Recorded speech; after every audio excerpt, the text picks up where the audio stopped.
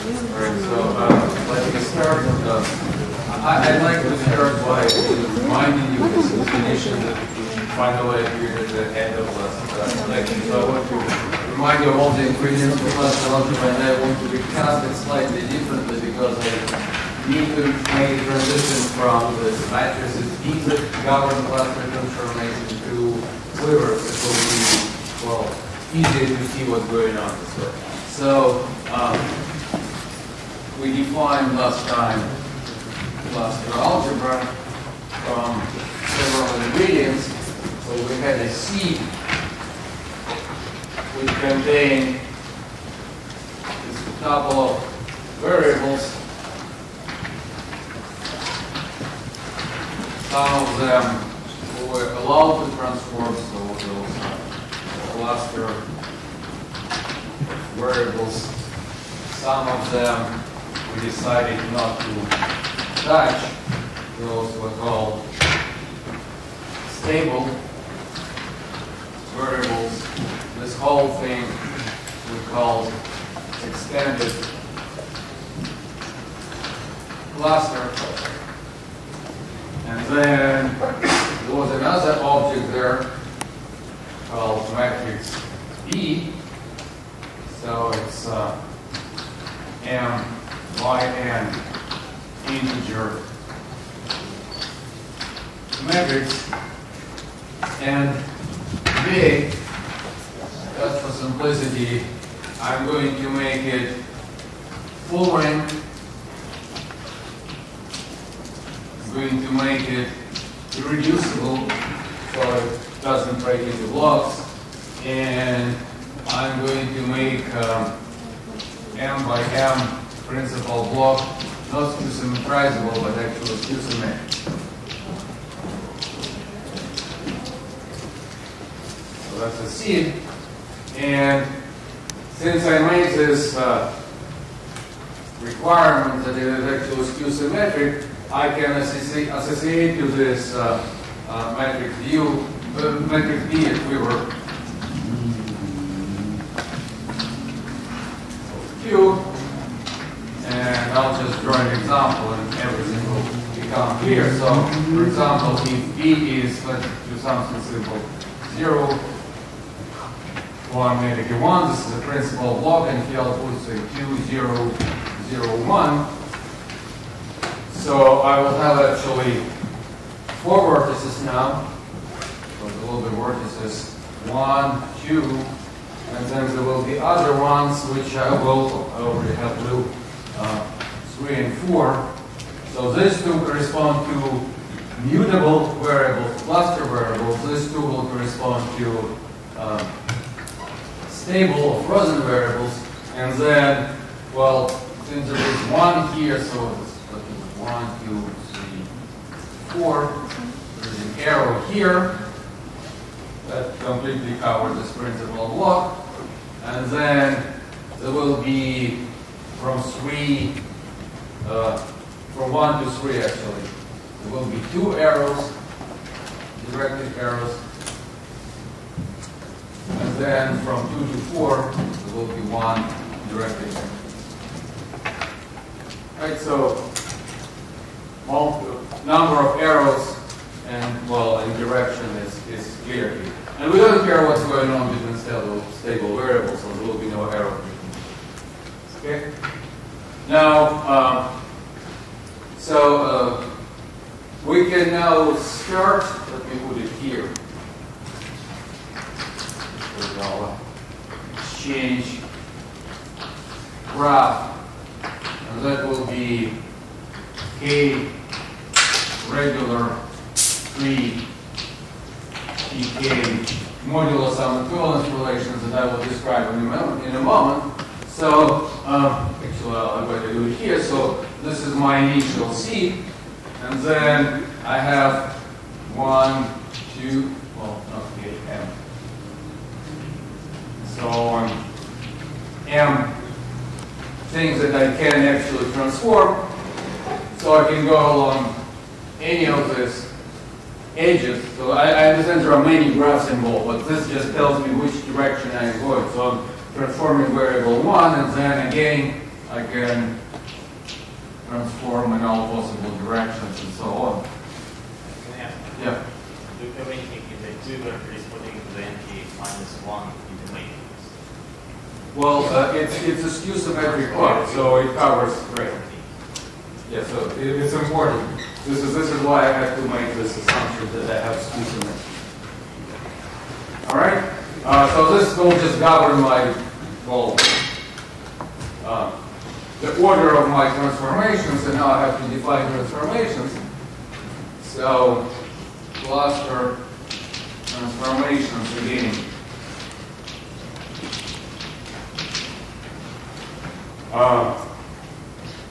In the direction I. So the only thing that transforms this variable as I, di, and it transforms into something that I will rewrite in a slightly different way. So 1 over di. Here I'll have a product over all arrows that go from j to I. All arrows from j to I. So if there are 3 arrows, then I'll have, well, let's look at this. Product over all j of xj, sorry, into number of arrows j to I. X is equal to x. Sorry. Yeah. Plus product over all j, being dj, number of arrows I to j. Now in my quiver, there are no 2 loops, so no variable will appear in both of them. Okay? So I just wanted to try everything in terms of the quiver. And then the quiver Q now also transforms into quiver Q prime, and this transformation can be described in 3 steps. So step 1, reverse all arrows incident to I. Step 2, complete all possible 3 cycles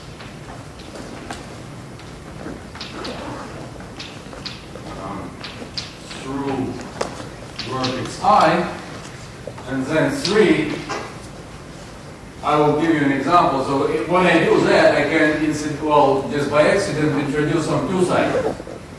And I don't want to see them, so erase all 2 cycles created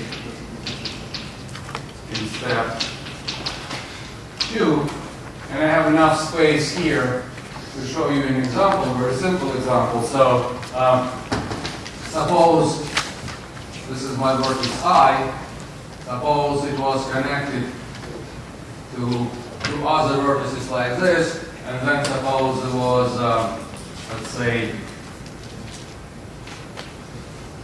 2 arrows coming this way. Okay? So I'm going to show these 3 steps. Step 1 reverses direction of 2 arrows through I. I don't do anything to this thing. Okay? Step 2, I have an incomplete cycle now. I complete this cycle. So now I have 1 arrow going this way, but I still have 2 arrows going the other way. That created a 2 cycle for me. I'm going to erase it. So step 3 will give me 1, 2, and there will be now only 1 arrow times. Okay?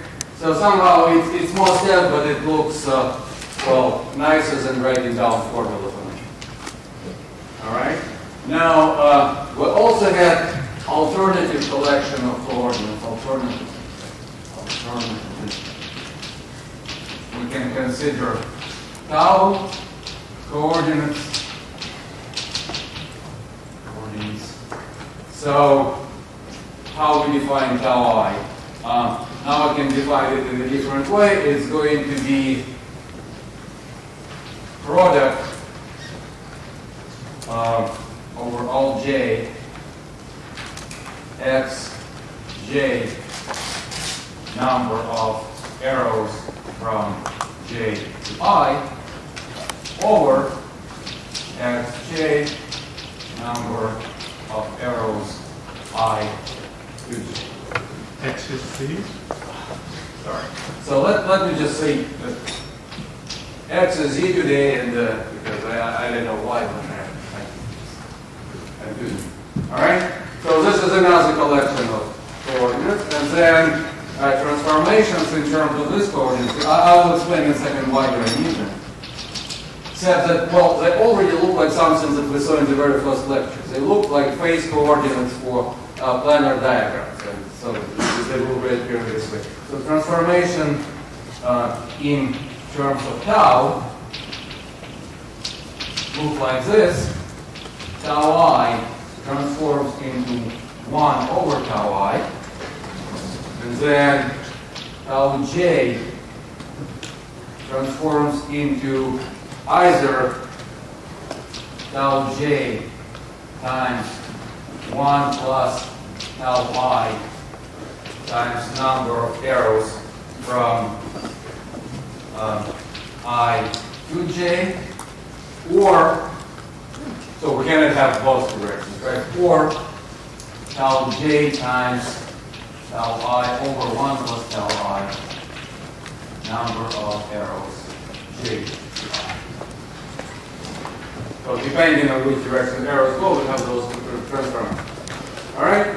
So that's how clustering transformation looks like, and then I can transform all my variables and change the quiver, transform again, change the quiver, transform all possible ways. I will get a huge number of functions. I generate algebra out of this function. Okay. Now, we also introduced last time a compatible Poisson bracket that looks like di dj equals cij di times dj in every, easy to do this in one class, but in every class. And under the conditions that we have for matrix V that it is not degenerate, such bracket always exists. And it's given by a condition that can be described like this. So this Cj together form a matrix C, Cij. All right. So the condition for existence of such matrix is very simple. All you have to do is take your matrix B, and this is the last time I will need matrix B, multiply it by matrix C, and the result should look like, well, identity and then 0. All right, so it's like a partial inverse. So B is a partial inverse of C. So this matrix C, this is also for frozen variables? Yeah, it defines its square matrix. So this is condition. Or it's even better in tau coordinates.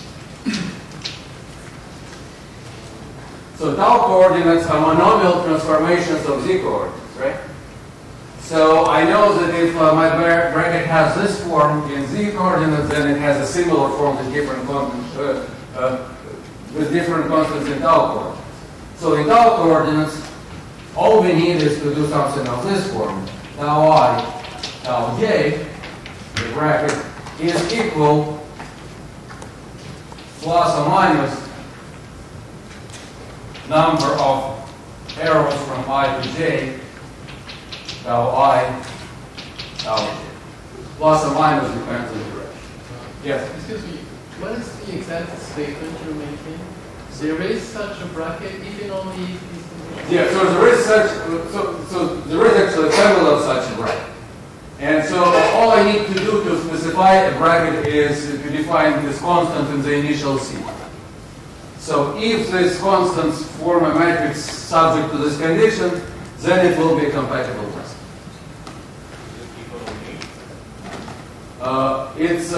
Well, yes, it's economic.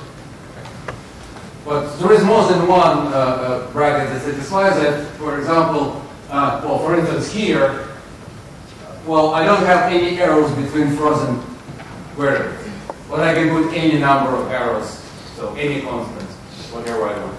It will not affect anything. All right, now let's just comment. But then the tau variables, is it unique? Excuse me. Tau variables. So again, in tau variables correspond to all z variables, right? So it's uniquely defined for non-frozen variables and for brackets between frozen and non-frozen variables. But between frozen variables, it's arbitrary. Okay, so it's an arbitrary bracket given by this formula for when at least one of the variables is not frozen. Right, exactly. All right. Okay, so now let me comment on this equivalence relation. So what is this equivalence relation? So regular tree is not an interesting thing, but we saw in the case of Grassmannians that exchange graph was actually nice and interesting polygon. So there is a relation here. So seeds are equivalent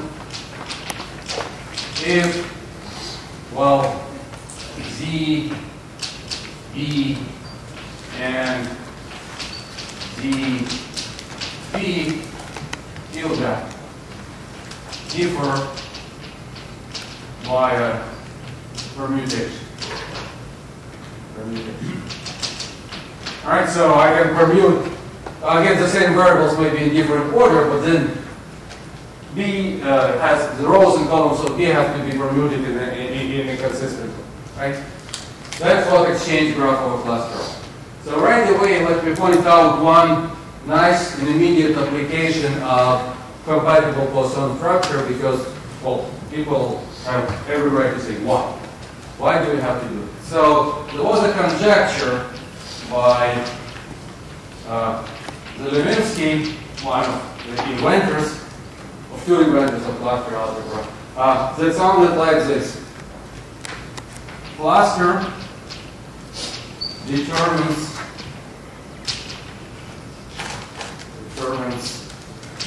the seed. So what does it mean? Well, it's possible if you just look at the definitions that you mutate your variables in every possible way, and you mutate your quiver in every possible way, and then you get the same collection of functions, but a different quiver. Right? Because everything was defined algebraically. Well, this statement, this conjecture for geometric type, at least, becomes now completely obvious. Because what is our quiver? Our quiver is just a way to record Poisson bracket. If I have the same variables, then I have the same Poisson bracket, and so this becomes a bit. Right, so it's one of this application. And also, what we can say now is that we can make an abstract cluster algebra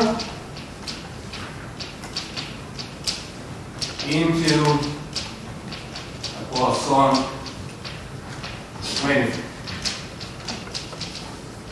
Right, we started with just manipulations with letters, but what we have now is something that can be viewed as a collection of coordinate charts related by rational transformations. We do them together, this becomes a Poisson manifold, right? Which is nice. But even nicer is the following application, where you can try to go in the opposite direction. So, well, it's not an algorithm, it's more what philosophy. So already this algorithm, when you have an infinite number of clusters, what is known about the corresponding manifolds? It's still a manifold. It's regular. No, but what is known about them? Like you have this infinite number. Right. If you have a finite number of charts, right. then okay, you can imagine how you glue it. Right.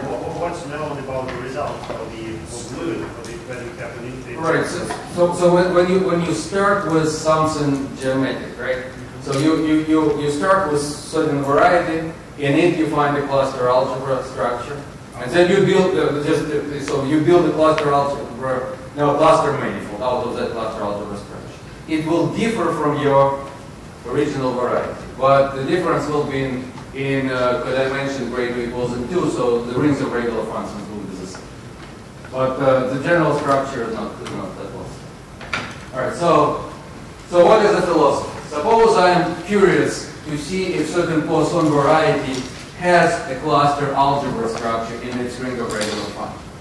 So if my variety M with Poisson bracket has we call this log canonical coordinate system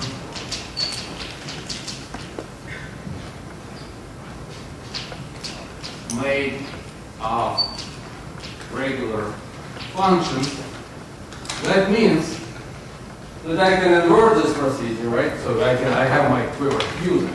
I can define cluster algebra, right? All right. Well, that's not up. So this is step 0. So suppose I'm lucky. Well, I don't know how to find this, but suppose I found. Well, what can happen? I can apply my cluster transformations, and I will introduce from regular functions. I'll get some integration.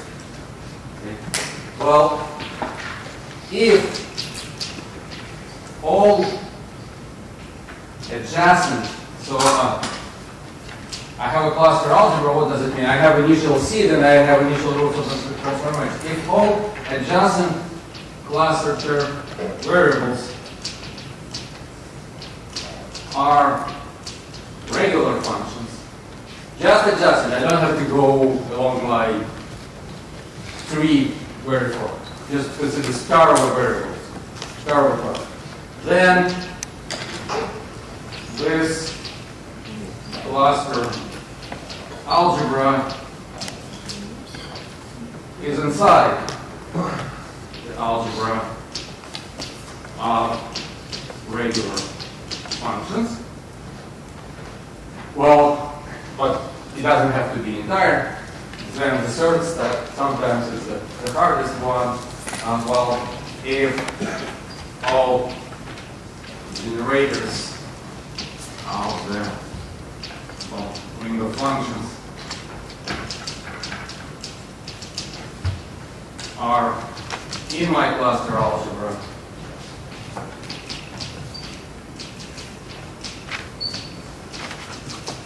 then the two algebras are isomorphic. There are some other technical conditions, but generally that's what you have to do. Right, so now you can start to count for cluster algebras that actually live in nature. Because it's, yeah. So low canonical, I think I mentioned it where, so anything that has this form, the I, the J, one of the names is diagonal quadratic structure, one of the names is low canonical Poisson bracket. It's just the same name, but it's the simplest way, it's the simplest kind of quadratic. Regular functions are polynomial. Right. Polynomial, right? Right. You know, well, yeah. In all examples that we'll consider here for those. And cluster variable, adjacent cluster variables are creatable or just. Well, it means that it's again a polynomial. It doesn't have to be. See? All right. So let's just see how this works. Right. So let's consider an example. From color. So example is already familiar. Well, but we considered it for the case k equals q, and now we consider it for the case k equals n. For convenience, I'll find inside the set that we also talked about. So part of the Grossmanian that has representative of a form.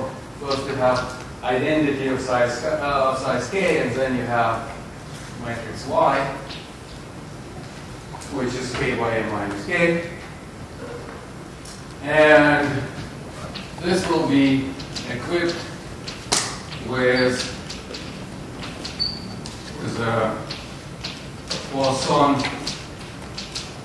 homogeneous structure. So we defined what it is last time, and actually I wrote the formula last time. It's the same formula, even for k not equal to 2, and again I will write it just for once. It was a nth time in matrix entries, minus sign here, and then switching of indices. All right? Okay, so let's try to apply our technique. So step 0 would be to find nice collection of functions that have nice brackets between them. I'm going to give you an answer. So step 0, so log canonical coordinate system. It will be made of Kluger coordinates, but I'm going to express it in terms of minors of matrix 1. And this can be again explained by a picture. So let me magnify what I have. Well, this is matrix Y. Okay? I'm going to provide you with k times n minus k functions that form a nice system. To do that, first I'll need to draw anti-diagonal here because the result will depend on the rest. Then I take row I, column J, find a matrix entry here, and then I'm going to cut out the square submatrix in the following way. I can go up, and I can go right until I hit the boundary. So if I do it here, I'll hit the upper boundary. This will be my submatrix. So the determinant of this submatrix is going to be my new function, which I call Fij. Or if I started here, same story, but I first hit this right boundary, and again, the determinant of this submatrix will be Fij. Okay? So claim of first easy one. So passage from Yij to Fij is a birational coordinate change.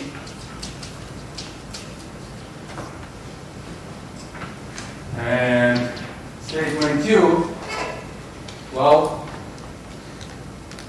this collection Fij form a log canonical system. And, well, you can actually do it directly from this formula, and this is an instructive exercise of no pain, no gain variety. And I'm not going to do it here because there is a better way, and we'll get to it in a moment.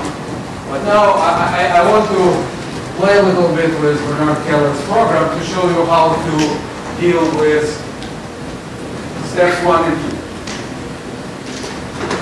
So let's do that. So actually, while everything starting to work, I can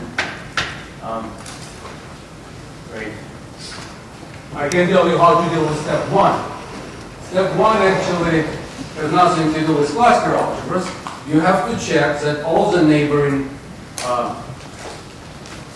cluster variables are regular. You have to compute them. Now, we deal here with a Grassmannian. Well, all these new variables are actually Kluger coordinates. It's easy to see, right? So what kind of Kluger coordinate is that? You have all these columns, and then all columns from identity matrix that will cut out the rest of them. So they're all Kluger coordinates. And Brooker coordinates have Brooker relations. And so all you need to show regularity of neighboring functions are short Brooker relations, and they can be. All right, so what do you see above? You have a quiver which is compatible with this block canonical system. So the bracket between Fij's is complicated. Those are integers, but they're complicated. But remember, here I have to partially invert C to get B, and B is nice. And it can be depicted by a quiver. So what does this quiver do? It's exactly as defined there. You have, for each ij, you have a variable Fij. So we have i's row, j's column. At this vertex, I place the variable Fij. Okay? Just define. So for example, here, I place some variable, well, this will be variable in this particular case, F1, 4, right? And it is connected to 4 other vertices. I will tell you in a second what the meaning of frozen vertices, but this extra one is a Brugger coordinate that we just set equal to 1. All right? So what would be the cluster transformation corresponding to vertex 1? I'll have to multiply together variables sitting here and here, because arrows are pointing this way. Right? Plus, add the product of cluster variables sitting here and here, according to the rule that we do. And then divide them by this variable. Now, it doesn't have to be a polynomial, but it is. Why? Because what we'll see here is a Brugger relation, a short Brugger relation like the one we saw yesterday. All right? So that's checked, and now we need to establish the last thing, point 3, that all generators, and here we know that the homogeneous coordinate ring is generated by Brugger coordinates, so all Brugger coordinates are cluster variables in some faraway place. And this I'll show you how to do it. So, but this is a hard part. So, generally speaking, I don't know how to do it, but in all particular examples, it can be done eventually. So all you have to do is mutate your quiver in a nice way. And you don't try to mutate it somewhere where it's hard, like here, because you get something unpleasant. You try to mutate it somewhere where it's easy, and easy means that you will preserve the planar structure of the quiver, and, well, preferably you'll just have 4 vertices coming to each place, right? So let me show you some sequence of mutation. So remember, each time I do this, I'm using short Brugger relation. Now here sits another Brugger coordinate. Now I created another following coordinate. I use short Brugger relation. So I'll do it many times. Sorry about that.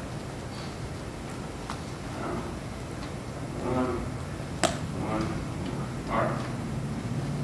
Now, this is supposed to make me happy. Let me tell you why. One, it doesn't supposed to make you happy yet, but maybe. Let's look at this picture. I've frozen boundary vertices again. How does it look like? It looks exactly like the picture we saw before. It looks like the same kind of picture, but that possibly came from a smaller Gekhtman.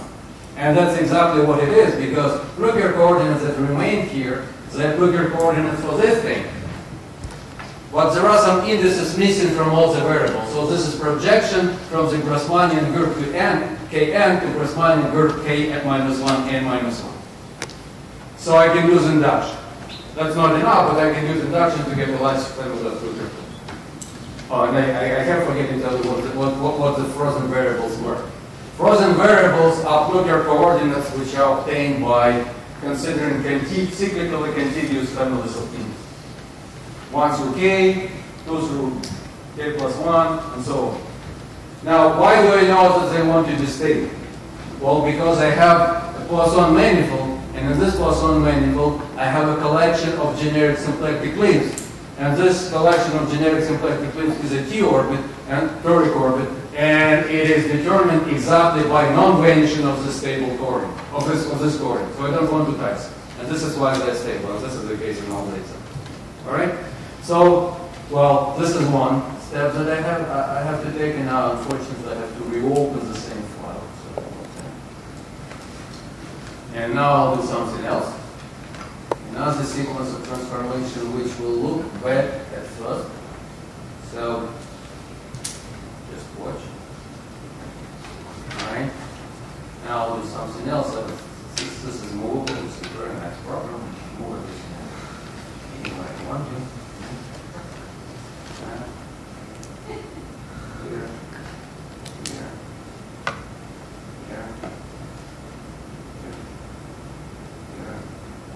here. If you paid any attention, you will notice that you've seen this picture before. It's exactly the same picture. So the quiver is the same. But what about Poisson coordinates that studied all these purposes? They're different now. There is a uniform cyclic shift applied to all the indices there. So I promise that you will have only one exercise. There is a geometric series, 4 to 1, and there will be half of an exercise tomorrow. And so just try to do it. This is an exercise. This is not very conceptual. Just try to do it because this is instructive. So projection and cyclic shift will allow you to find all possible Poisson coordinates and then do it. And we just established the theorem that homogeneous coordinate ring of arbitrary Grassmannian is a cluster. All right? So that's an example, and there are applications of this philosophy to many spaces now, to Poisson groups with standard structure, to rational functions, to the space of rational functions, to sections of graph cells, and complete flag varieties, and so on and so forth. All right, but now I want to actually go back and connect this part of the story with networks that we talked about. In particular, this will allow us to find how to see this slope canonical coordinate system without going through painful computing. Okay? So we have cluster algebras, we have quivers. There is something nice about this quiver. It's planar. Right? Not all quivers are planar. So it's planar. It means that I can view this maybe as a dual graph to a network of the kind that we discussed in the very first place. And this is what I'm going to do, and I'm going to go back to networks. So let's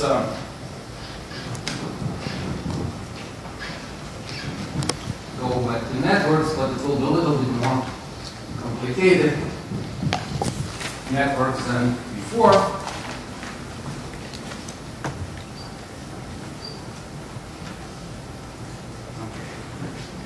So planar networks and disk, and all the definitions except for Poisson part will be coming from paper by Postnikov, which is a very important paper. It's not finished. It's not going to be finished ever, I feel, because he keeps adding to it. But it's very important, and it's on archive. So I invite you to try to read it. So we're going to consider networks with sources, sinks on the boundary over disk.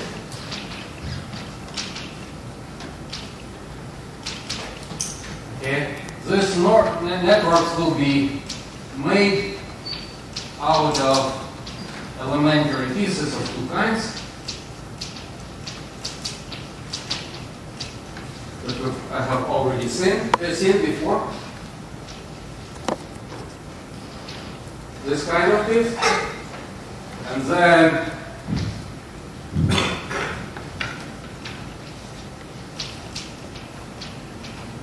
this kind of piece. We've seen them before, and actually previously we colored those things. Oh, it was orange. So in other words, we get a network in a disk with trivalent vertices and no things, sources inside. All right. So let's just fix number of vertices and number of sources. We call number of vertices n and number of sources k, and that should make you suspicious that it's somehow connected with Grassmannians that we just discussed. All right, so how does it look? So I have this network. Oh, sorry, this is disk. Those are my vertices. 1, 2, 3, and so on, but like several, 4, 5. And numbers are typically, so n is 6. And let's make, say, number of sources 2, but they don't have to be contiguous. So, for example, I can put a source here, I can put a source here, and then I draw my network. I'm not going to bother with arrows, but we can attach them in such a way that will make sense. I think this is trivalent. All right. So any network of this sort, and then you put weights. Weight 1, it's direct network, but let me indicate a couple. Weight 1, weight 2, 3. There are weights everywhere. Okay. Yeah. There will be no contradiction if you put the orientations and all the edges. Let's see.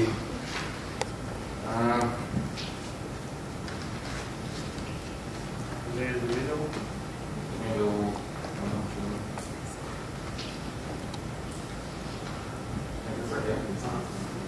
Is it okay? Yeah. But now notice, I have no regularity structures and no parallel lines as before. No restriction on existence of cycles. Cycles are allowed. Okay. So now we will define path weight. It will be a little bit more complicated than before, but you take path weight for any path from I to j, take the product of weights times -1 in some degree, which depends on the path. So what is this degree? It's a variation in the rotation number, because now cycles are allowed. For example, I can go several times along the loop and then move. So it's important to add a sign. That's not a big complication. Okay? And then we'll say boundary measurement from I to j is, of course, the sum of path weights over all paths from I. All right. Okay. Maybe -1 to forward. You multiply. It's yeah. Each path weight includes the sum. All right. Now I'm going again to arrange these things into a matrix, but in this rather strange way. So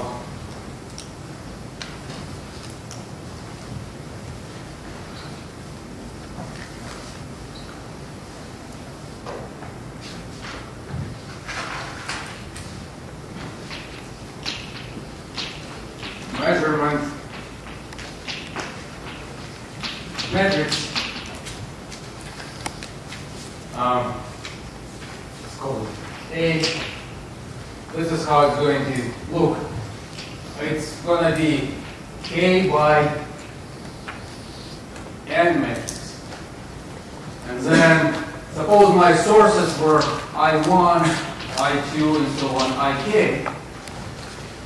So in these columns, I'll put 1, 0, 0, 0, 0, 1, 0, 0, 0, so on. I'll put identity matrix. Yes? You have cycles in geometry. You can have an infinite series here. I can have an infinite series there. I know it's going to converge me. I know this is a sign, but I mean. All right. Okay. So very good. Thank you. Theorem. All boundary measurements are rational functions in which it's a theorem, right? But it can be involved because cycles can can be attached to each other and so on. But eventually it goes down to computed geometric series. And we're not talking about conversions; it's formal process. So Are they also subtraction free? they are also subtraction free. Right. Thank you. Subtraction free. So positivity is preserved. All right. Very nice. So this is part of my matrix. And then in any place here, so let me put say I1 and here some j. So what do I put here? I put here another minus in some degree, I will explain, times boundary measurement from I to j. All right, now what do I put here? So there is a formula for that sign, but it's not very instructive. What is the meaning of this sign? If I have matrix entry here, it can be understood as a certain Kruger coordinate. What Kruger coordinate? Well, you take all columns with I1 and so on, except for this I, and then this column, right? Now, I'm going to put a sign here in such a way that this Kruger coordinate is a positive, is a subtraction-free expression. So all signs here are either positive or negative, right? So I just adjust the sign so there are no minuses in Kruger coordinate. All right. Okay, so very nice. What did I get? So I had network. I constructed A, which I can view as an element of a Grassmannian group A. Now, even that looks a little bit arbitrary because, well, I could have attached a long identity matrix, put it in a different Grassmannian. So there is some arbitrariness in how we selected sources. So now I'm going to explain that it doesn't matter how we selected sources as long as we have exactly chaos. All right? So, and this is another result by Poisson. So first of all, remember we talked about phase coordinates. So phase coordinates can be defined as before. So I'm just going around the phase and the plane and then taking monomial of age weights. There will be an example of that in a second. Okay? Now, so this is important. Next, define new operation, path reversal in a network. How can you define that? Well, let's select the path here, any path at all, say from 2 to 5. But there is a path here from 2 to 5. Maybe there is. Well, from 2 to 3 is 1. So there are weights here, W2, W8, W17. I don't remember how ages work. All right? I'm going to reverse this path. Notice two things. If I reverse the path, I will not create any sources of things here. I will not change the kind of this joint we have at each vertex. right? So if I had the orange vertex, it will stay orange, or white, it will stay white. So all I have to do is change actually the weight. So I'm going to change this picture now. So this was W17, it's now going to be 1 over W17, this will be 1 over W8, and this will be 1 over W. Okay? So I've got a unit network. Notice another thing that doesn't change. Phase coordinates are not going to change. Why? Because I changed direction of the arrow, but I also flipped the weight. So phase coordinates are going to be the same. All right. But my boundary measurement matrix will change drastically because now identity matrix is going to be in a different place. Some of the cycles will be destroyed. Right? So it will be a completely different form, it would seem. But another proposition is path reversal does not change. It does change boundary matrix, but it doesn't change boundary measurement as an element of this line. Alright? So now we can even forget about orientations of all the arrows. What's important is what color each vertex is and phase coordinate. If I have sufficiently complicated network, I can build any element of the grass line. If I have a sort of thin network, I can build element of particular Schubert cell in the grass line. So it gives a fine stratification, which works especially nice for study of totally positive crystals. All right. So this is post-Nichols construction. Now I promise you that you can get this canonical coordinates out of that, and I still have time for that. So let's go back to Poisson geometry. So again, we have something silly. We just have a network with many weights, and I'm going to put some silly Poisson structure on that. Well, it's silly, but I'm going to call it universal. Universal Poisson structure. So, what do I want from it? I want to be defined on weights. So it's defined on weights. All right. I want it to be local, meaning that if I look somewhere inside my network, I just see, the three edges or half edges. Poisson structure will not depend on where the sprinkle appears. It will just depend on whether I have an orange or not orange vertex. All right. So for each thing like this, it's not orange enough. All right. So let's put some. I'm looking at half edges now. X1, X2, X3, Y1, Y2, Y3. So I can describe this Poisson bracket in terms of these variables, and wherever these variables are inside my picture, it's going to be the same formula. All right. So depends on those.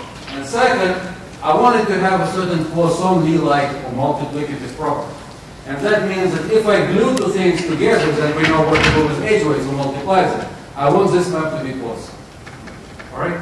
So I want concatenation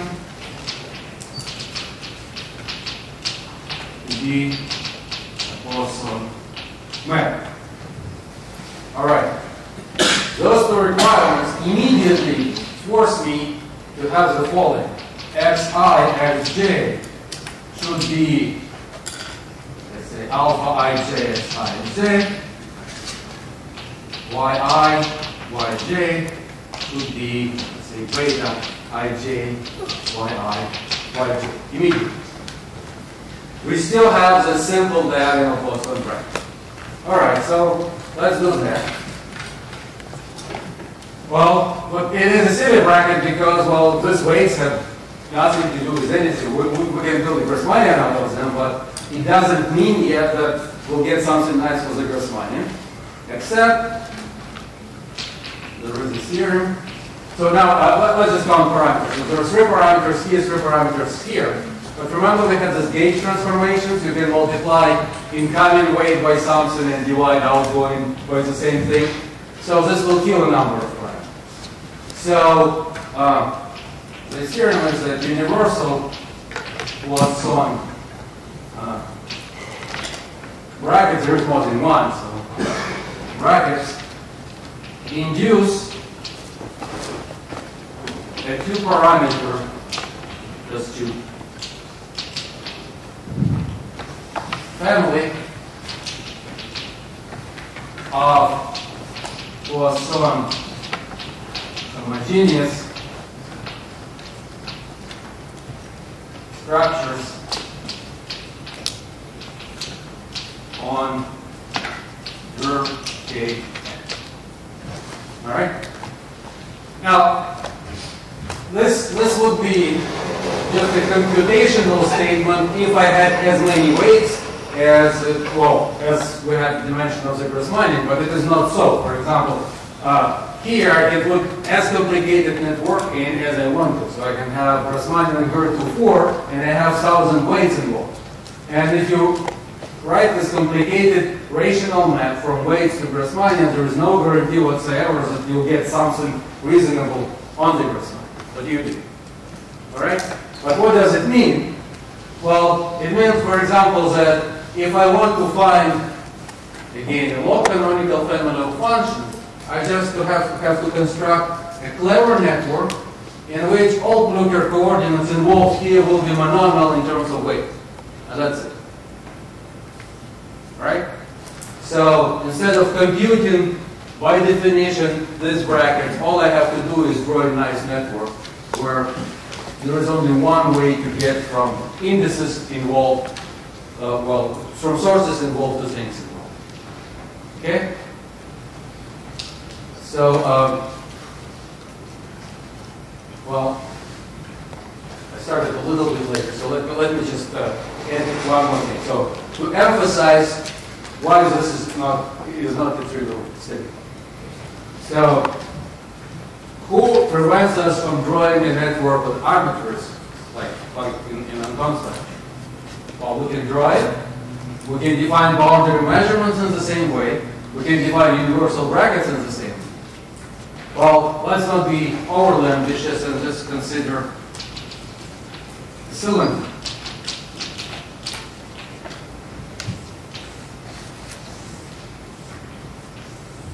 Alright, so for simplicity, I'll put all the sources here, all these things here, and I draw the same kind of network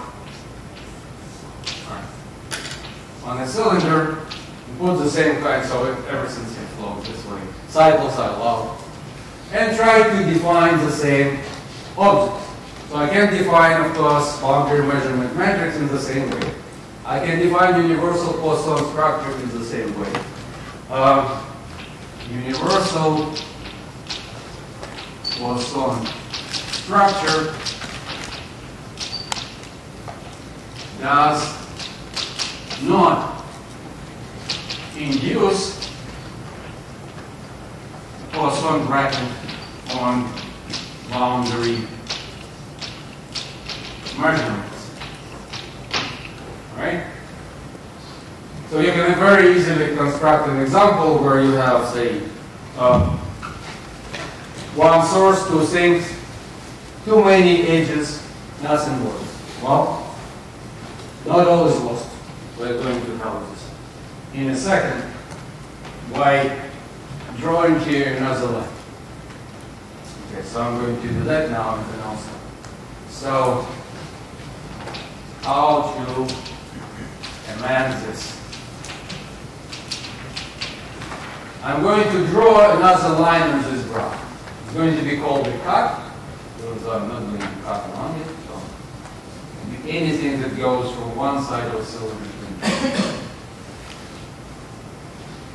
Okay? And then I'm going to modify construction of boundary measurement methods just a little. So, path weight now becomes formula as before, but I am going to add one more parameter, which I will call spectral parameters, and for people in integrable system it becomes clear why. And this lambda will appear in some degree, and degree is equal to the intersection index of this yellow cut with my cut. Right? For example, so just the usual kind of intersection. So for example, there is this path that intersects my cut twice, but I can move it away so there will be no intersection. So then lambda comes in degree 0. It can come in degree 1, degree 2, and so on. Okay? The same construction gives us the theorem boundary measurement is a subtraction-free